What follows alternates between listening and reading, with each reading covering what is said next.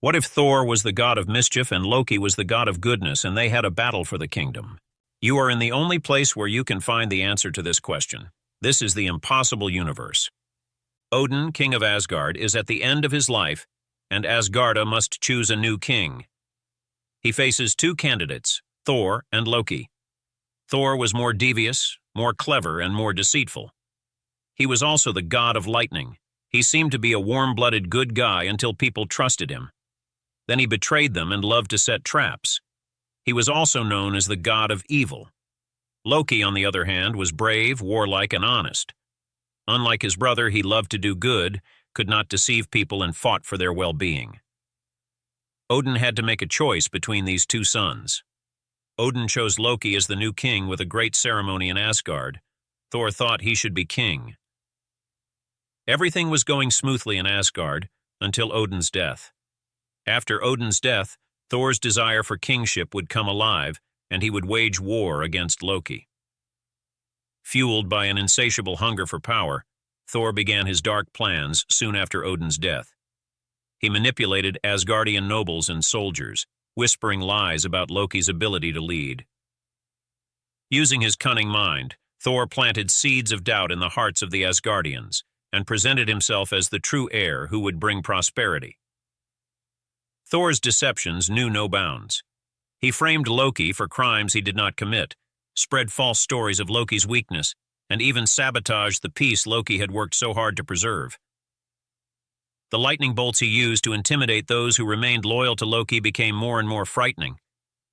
The god of evil no longer hid his true identity. As Thor's conquest continued, Loki sought another opportunity to appeal to his brother's better nature. In the midst of the battle, Loki arranged a secret meeting with Thor amidst the ruins of their childhood training grounds, hoping to remind them of their common bond, believing it would return Thor to his essence.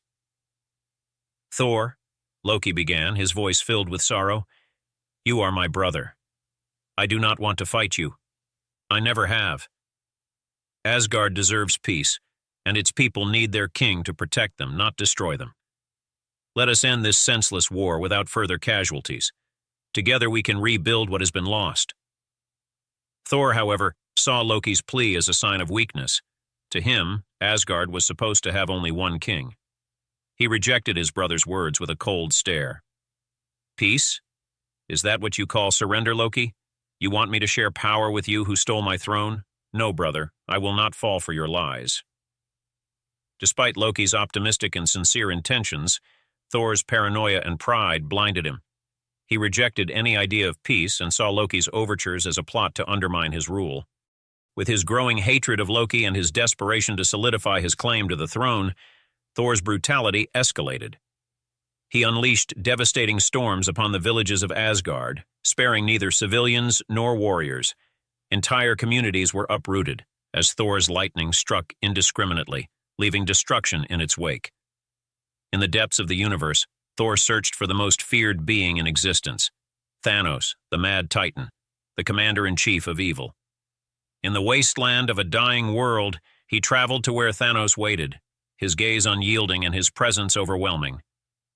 "Thanos," said Thor, his voice echoing like thunder across the empty plains, "you are known for your power and ambition. I seek neither your counsel nor your mercy. I seek your allegiance. Together, we can take what is mine and claim Asgard for what it should be. Mine." Thanos looked at Thor with a mixture of amusement and intrigue. "God of thunder who does nothing but strike lightning," Thanos thundered, his voice full of menace. "Why should I help you in a battle for a small kingdom?" Thor stepped forward and summoned his lightning, crackling menacingly in the sky. "Because we want the same things. You want power and I want. Join me and Asgard will be the foundation of an empire, greater than any in the 9 realms." Impressed by Thor's determination and ruthlessness, Thanos agreed, seeing an opportunity to further his own ambitions.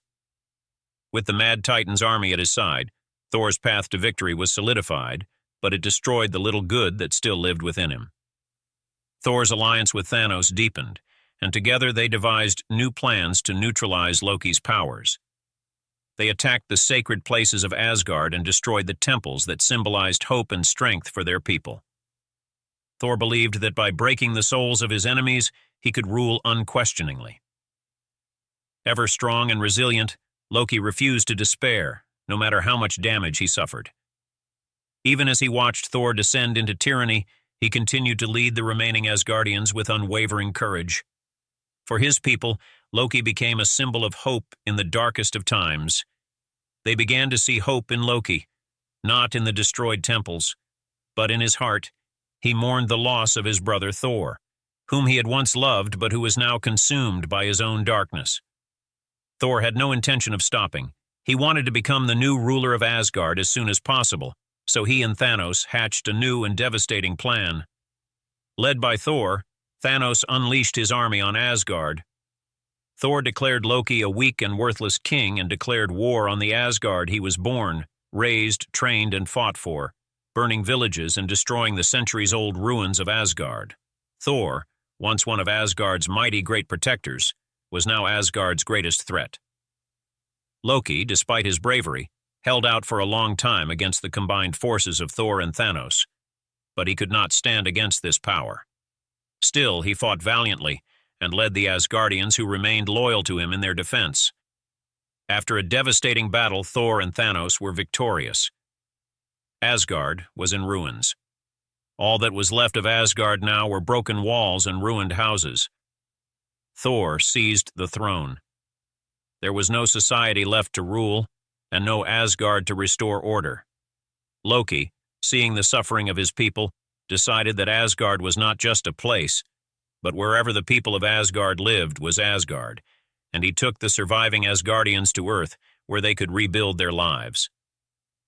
On Earth, Loki was hailed as a wise and compassionate leader. Under Loki's guidance, the Asgardians adapted to their new home and created a harmonious society that blended their divine heritage with Earth's culture. While Thor, consumed by his own ambitions, faded into the shadows, Loki, the true king of Asgard's heart, ensured the survival and prosperity of his people. This is the impossible Marvel Universe. Remember, if anything is impossible, it's here. Don't forget to subscribe and like the video for new theories, crazy ideas, and endless possibilities. You can write your content ideas about the impossible universe in the comments. How about taking a new journey through the impossible universe by clicking on the videos on the top left and right?